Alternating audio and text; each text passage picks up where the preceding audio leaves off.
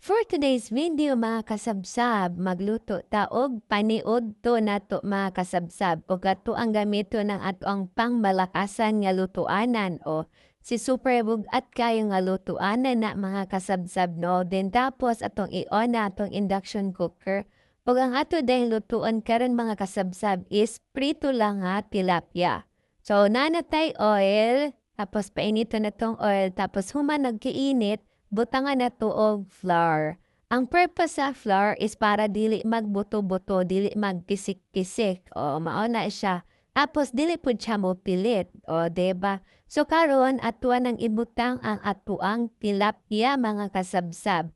So kabalo na mo kay kita raman nisa ang mukaon. So isa ra pud kabok nga ang lutoon nga tilapia mga kasabsab no. So karon atuan ang baliktaron o 'di ba gwapa na kay siya nag-golden na siya no. So ang ako ang gusto sa prito nga tilapia mga kasabsab is kanang medyo kaging o kaging siya o karon luto na o ato nang haunon.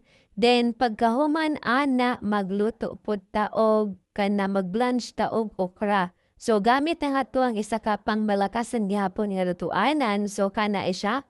Tapos butangan na tuog tubig. Tapos humanog tubig, pabukalo na to. 'Di ba kabalo naman siguro mo unsa mag-blanch sa okra no. So pabukalan so ni bukal na ibutang ang pangmalakasan nga okra.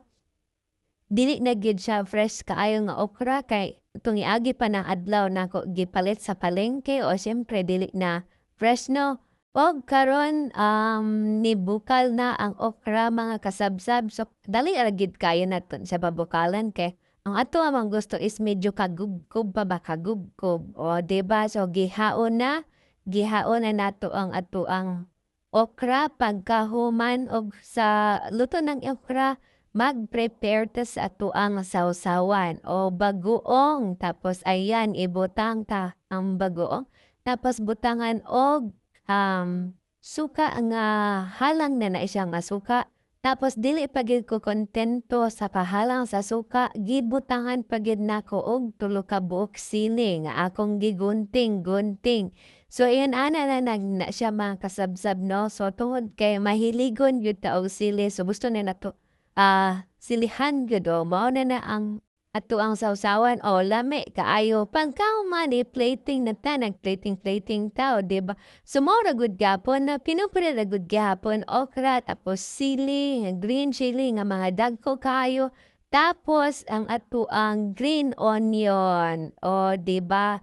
So lami na kaayo siya og ready na mo tilaw si manang o tilaw na manang no. So kunit ibutang sa sawsawan tapos lami kaayo.